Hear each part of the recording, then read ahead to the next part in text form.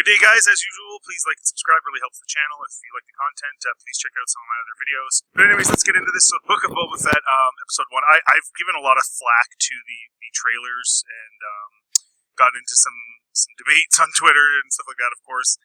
And after the first episode, I stand by all the predictions that I made. So far, it's exactly what I thought it would be, and including constantly helmetless, not himself at all, not really a threat. But anyways, we'll get into all this. And I know people can say, oh, it's one episode.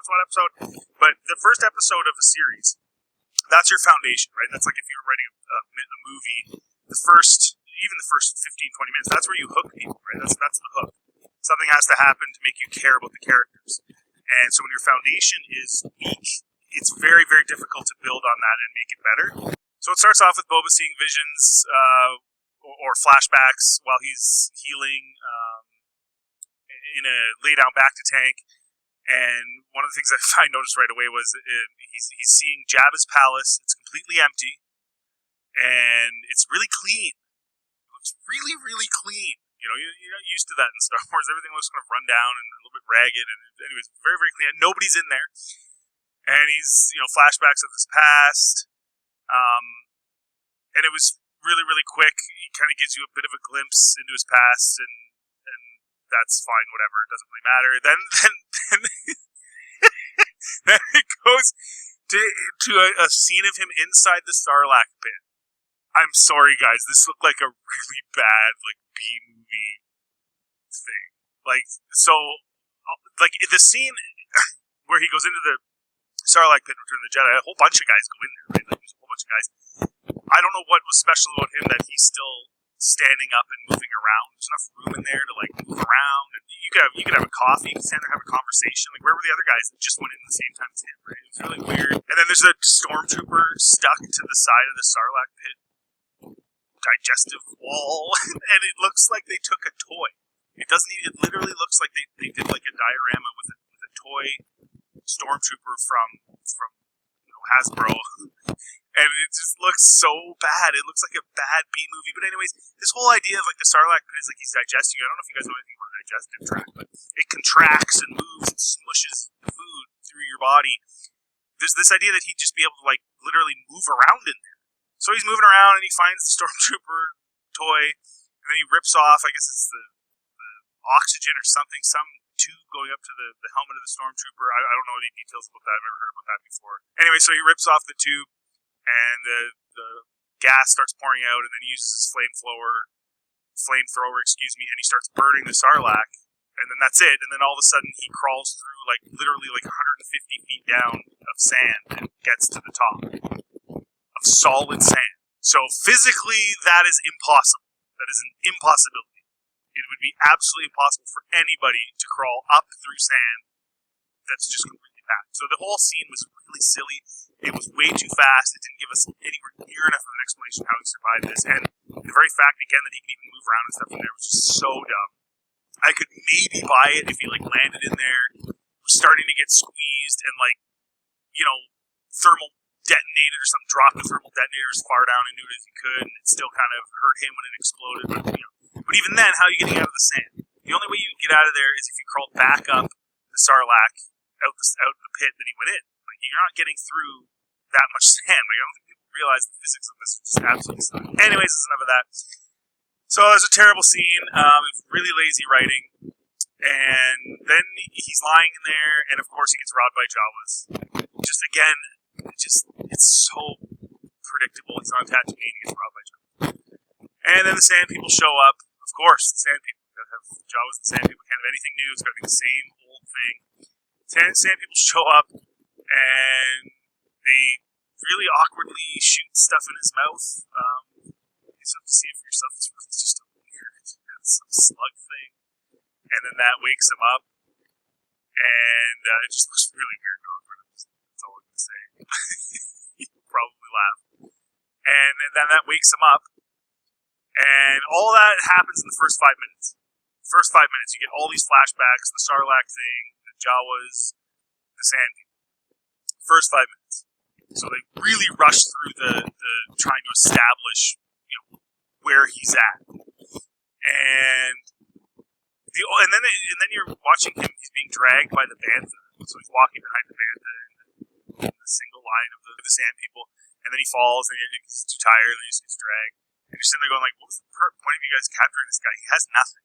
He's been completely raw. Like, what are you going to do with him? There's no value in him at all. And then you think, well, maybe he did something that made them mad, but you don't know. They don't show you, so you're just like, what the heck? Why do they even care about this guy? Then Boba is brought with nothing, like I just said, to the Sand People's camp. And then one thing I noticed right away is they're all so clean.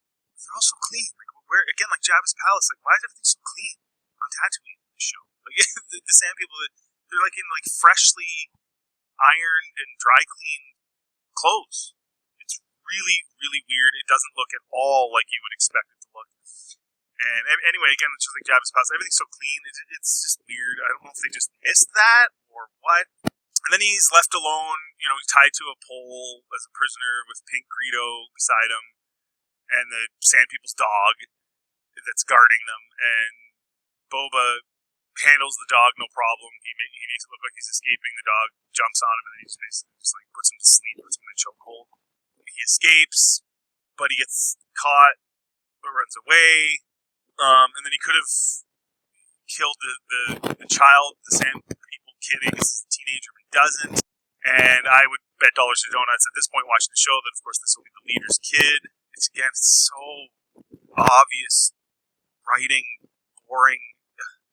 He doesn't kill the teenager of the leader of the Sand People, so now the Sand People are going to embrace him in the end of the episode. It's just so obvious and easy to see and boring. Anyways, then he fights someone, and something that goes unexplained, and he gets his butt kicked because Sand People have been known for their great fighting skills or something. So he fights this Sand person and gets beat up really bad.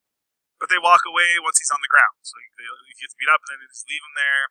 And then we're still waiting for why the Sand People ever cared about grabbing Boba to begin with. What was the purpose of this? Just to drag this guy around and then beat him up and what? Like, what are you getting out of this, Sand People? Why did you even care about this guy? You know, if he had his suit, if he had some stuff, I guess maybe. But anyways, okay. And then you find out that all of this was just a flashback as Boba wakes up in the back of the tank. And then they make this huge deal. He puts his armor on after he gets up out of the back of the tank, and it's like droids dressing him, and it's such a big deal. And the music, oh, the suit. Because Disney knows the only reason any of you care about the show is because people thought he looked cool. He was a minute character, basically a plot prop, right, in Empire, and then everyone just thought he looked cool, which he did, and I liked what he was. But they said, oh, we can make a show out of that. Look, we've sold Boba Fett toys. So they make a huge deal about the suit. It's so cheesy, you guys. This is like really cheesy. You're gonna laugh. Then he's sitting as the head of in an empty, unprofitable bar, Jabba's palace. There's nobody in it. There's no money in it. Nothing's happening. And then all of a sudden, some random comes to him as he's sitting there, and they don't have a translator. And Finnick and him don't understand what the guy's saying. And then Boba goes, "We need a protocol droid." And you're like, "Yeah, dude, you didn't think of this?" So they're basically, Boba Fett's really stupid. He's really dumb in this show. Like, as if he wouldn't know that. Like, how many times has he brought a bounty to somebody like Jabba? There's a protocol droid, and there's all these guys because people have to communicate. Like, as if he wouldn't know that. But he's, oh, we need a protocol droid. It's just so dumb. Anyway, and then a bunch of people pay homage to him for no reason. Like, again, there's no one in the bar. He has no money. He's just a guy. And all these people just come and pay homage for no reason. And you don't even know why. There's no explanation as to why anyone cares who he is at all. Like, why would any of these people care? It doesn't make any sense. He has no infrastructure. It's him and one girl and no one else. There's no one in the bar. There's no nothing. It just doesn't make any sense. Like, even how he took it over, he shot like 4 dudes and now all of a sudden he's got Jabba's palace. But there's nobody even in there. It's totally terrible, guys. Like, it makes no sense. And then the mayor's assistant or whatever comes in, and instead of the mayor and hardcore Boba Fett, and Boba Fett's a little bit irritated that it's not the mayor himself. The mayor himself is supposed to come pay homage.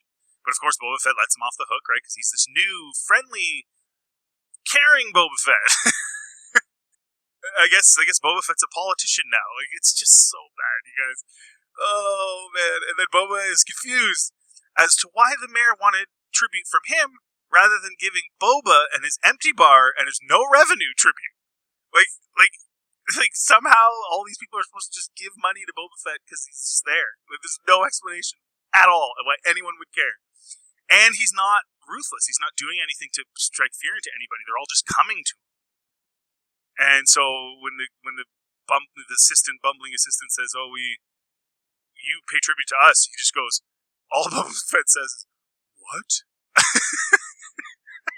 And then Fennec is the kind of the more hard-nosed, actual bounty hunter style person or gangster person, and she asks if they should kill him, and then Boba's like, "No, don't do that." That would actually create fear that would make you, as the viewer, think that people coming to pay homage and tribute would make sense. But he doesn't do anything like that. So you're just perplexed as to why anyone even cares who he is. And then Fennec starts calling him Lord Fett. And you're like, what? Like, again, there's no basis for anybody to be putting this guy on a pedestal at all. Like, there's nothing he's done. He has done nothing. So it's just, this show, guys, is so lazy and terrible. I can't even believe it. And then Fett spares the 2 pig guards. Somebody comes with the pig guards that they caught or something, and they make a big scene out of that. It's like, the pig guards. Remember the pig guards from Return of the Jedi? Look at the pig guards. Like, everything's just nostalgic garbage. You know, and they're turning like nobody's extras in Star Wars into characters now. It's just so stupid. Anyway, the pig guards bow to him. I mean, I don't know why. I don't know what he's done, or he has zero infrastructure, but for some reason these guys now are his property. So, no explanation. So at this point, the show is just really bad. Even something as simple as just having the first episode show how Boba was able to create influence over Jabba's people and those around them. Like, why did anyone call him Lord and find him intimidating? He lets everyone off the hook except NPCs. Like, it doesn't make any sense. Then a bar scene on Tatooine, and it's the same band. I'm not joking, guys. The same guys that were in the band in Jabba's palace that blew up are there in this bar. Honestly, the writers think you're dumb, and they know you're dumb if you like this, because they know that all they have to do is just throw just random extras on the screen from the OT, and you're gonna be like, "Woo, yay!" Anyway, so they live through the explosion somehow, and what's even more hilarious is they're rocking a new version of the same, except now it's like more like, you know, like kind of slower, and you know, it's, oh guys, it's so bad. You just have to turn your brain off entirely and just look at the characters you remember from the good Star Wars and go, ooh, like, it's so bad. Yeah, so they're playing the updated version of the same song. This is level 10 cringe. And then the droid asks them if they want a drink, and Fennec says, "No, we are here on business with Carson Whip." And you're like, why are you telling some random droid that's asking if you want to drink who you're meeting with and what your business is? Right? And again, and the reason they do that is because there was no lead up or explanation for this scene. Like, why they were meeting this guy. So they just did a throw-in line for the audience so we know why they're there. Because we didn't know why they were even there. There was no build-up for this. They could have had a scene where there's an altercation with somebody else, with this Carson Whip dude, and then shown, you know, some sort of reason why they had to go over there and deal with this guy, but they don't. So it's just, we're here, no, we don't want to drink, we're here on business with Carson Whip. And then, okay, that's why they're there. Like, the writing is so lazy and garbage in the show. This is like a bad B-movie. This is really bad. Anyway, and then these 2 guys come out of nowhere and ask if they want their helmets cleaned. So the bar has helmet cleaning guys. And honestly, I think the only reason they did this was so that they'd keep their helmets off. So they know the audience is going to be like, why does Boba Fett keep taking his helmet off? So then they have to have an explanation. And because they have no creativity in their writing, they literally have these 2 dudes that clean helmets. That's their job at the bar. Really? Helmet cleaning dudes at a bar. in on Tatooine where there's like thugs and stuff. Like it's the dumbest. But again, it's got to get Boba's helmet off, right, for the scene. So they it's so bad. Oh, and again, he just shows up and tells people he took over for Bib Fortuna. Like, as if Bib Fortuna was, like, some big gangster. He was Jabba's bumbling assistant. Again, that they just threw in there, all fat and stuff, just so that people that like the OT would be like, oh my gosh, look, it's Bib Fortuna, without thinking about the story and how stupid it is. And then they just call him Lord again, and thank him and give him free stuff. He gets free stuff and all this crap, and you're like, why is he getting any of this? Why are they calling him Lord? He has 2 pigmen and Fennec, and that's it. There's nothing. They're just handing him his empire without any explanation. There's no explanation at all on this show as to why Boba Fett is all of a sudden this hardcore gangster on Tatooine at all, other than just everyone just lets him do it. All these people just, here you go, and you're just like, what? So the woman that owns the bar says that it's the first time that they meet, and she gives him a bag full of money. Like, she's paying tribute to him, and he has, like, she would have way more resources than him, right? If she's owning this bar, she probably has multiple bodyguards. She probably could if she has money, she could hire somebody to stop Boba Fett. No, he just walks in, gets his helmet cleaned, and they just hand him money. And there's no explanation as to why he's in this position. He's dumb, so these people that are paying tribute to him and stuff are even dumber. So basically, he's dumb, but everyone on Tatooine is really stupid because they're just giving him everything. Then a bunch of ninjas show up and fight Boba's crew, and I'm like, guys, why didn't you just go to Jabba's palace? There's nobody there. You could just take it over because the only 4 people that represent this new gangster empire are right here. They're all right there, and they're fighting them, and the ninjas get the upper hand. And then as soon as they get the upper hand and Boba's lying on the ground and Fennec looks like she's hurting, and then they just run away. They just run away for no reason. So they sort of beat them up a bit, and then they just run away for no reason. There's absolutely no reason for it other than to have a parkour chase scene. It makes no sense. It makes the show just does not make sense at all. And then Boba's in the back in the tank again. He's having another flashback. So they don't. That's where it ends with the ninja guys. You're just like, okay. And then the sand person kid in the flashback, right? The teenager that he didn't kill takes Boba on a leash along with Pink Greedo and the dog. So the dog that Boba Fett already put in a chokehold and put to sleep, and the kid are pulling them to see a robbery of some house. So he's a prisoner of a teenage boy or girl and the dog he already handled. Like, it's just. Why is he just allowing this to happen? Everybody just does stuff. There's no explanations for anything in the show. Then they go and they see some robbery of some house that looked like Luke's house, but there's no. That's it. They just go. They watch the robbery from across the hillside, and then they walk away. There's no explanation why he was shown that or why the kid brought him there at all. It made absolutely no sense. The only thing I can think of is maybe the robbers were connected to the ninja guys or something, but then. Again, the ninja guys, they just run away, so it doesn't make any sense. Other than maybe to make it look like Luke's house from, so look, it's a Tatooine house. Remind yourself of the good Star Wars, quick, before you get more of our garbage story. And then the kid and the dog make Fett and Pink Greedo dig by hand in the sand all day. All Boba Fett would have to be is like, no, man, I'm not doing this. Like, what in Boba Fett's character would make him allow a child and some random dog to make him a slave to dig for these water pods for them? Like, who is this character? I don't know who this guy even is. Who is this person? Anyways, so they dig all day long for these water pods. Boba does it, doesn't even question it. And then even when the kid's getting a little grumpy with him, he takes the kid's staff away when the kid tries to hit him with it. But then he just gives it back and keeps on digging. Again, this is the most nonsense. And why would the sand people send the kid out alone with this bounty hunter? This is the dumbest show, you guys. This is so bad.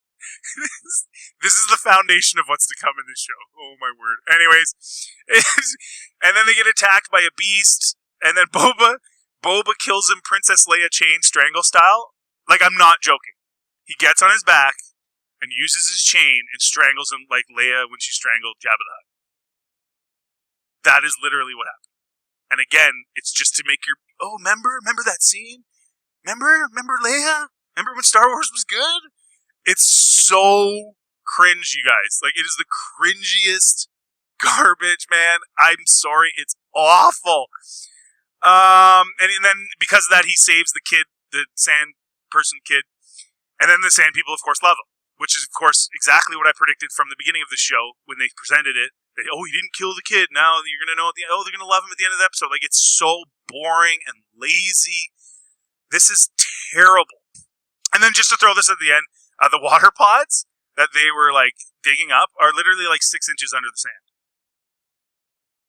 So this kind of, like, changes the sand people for me. I was like, really?